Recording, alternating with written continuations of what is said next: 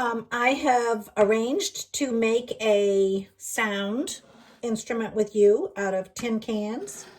You will need a tin can, a string, some string, a nail, a hammer, and I'm using a board to put underneath here so I don't damage the countertop that I'm hammering on. So you want to make sure not to do the hammering and all of that. If you're a child, young child, if you're in first grade, you want to get an adult to help you with that. So you start with any size can, and I'll talk about the size of cans later. And you put the can on top of the wood at this point. You're going to take your nail, and the nail is going to go right through the top of the can. And then you pull the nail out. Now, I've taken and cut a piece of string about, I don't know, maybe 2 feet long. It doesn't have to be that long. And I have tied just a loop at the end. Now, you could use a paper clip. I'm at my house and I don't have any paper clips here. So I'm going to use a nail for that part, but I just tied a loop in the end. Now, this part you do need to be careful of because where you hammered inside there is a little sharp. So you don't want to put your fingers all the way up there. And then I'm going to put, and I did, so I have a little, and I'm pulling the string, that knot right through, and I have a nail that's holding on to that.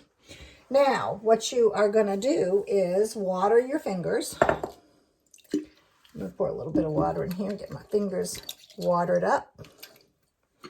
And I'm going to get this string nice and wet.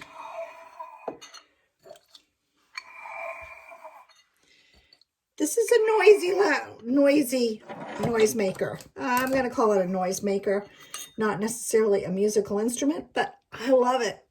Obviously, I teach first and second grade, so this is a thing that I'm going to love.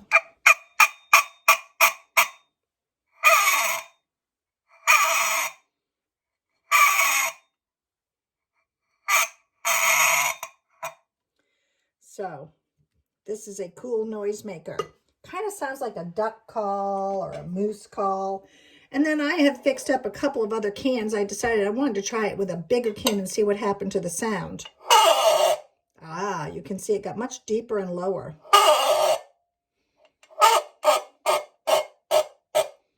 So if you use this with a song or in your musical arrangement, you might want to have this be kind of like the cymbal, only happen once in a while.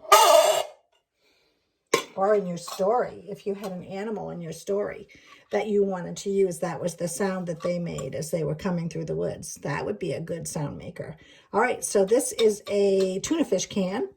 It's much smaller than those. Let's see what happens. You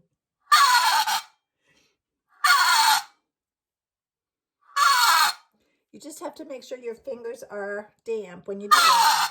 Otherwise, and the can, of course, makes the sound really come out. Those are the best can noisemakers I have ever made. Enjoy.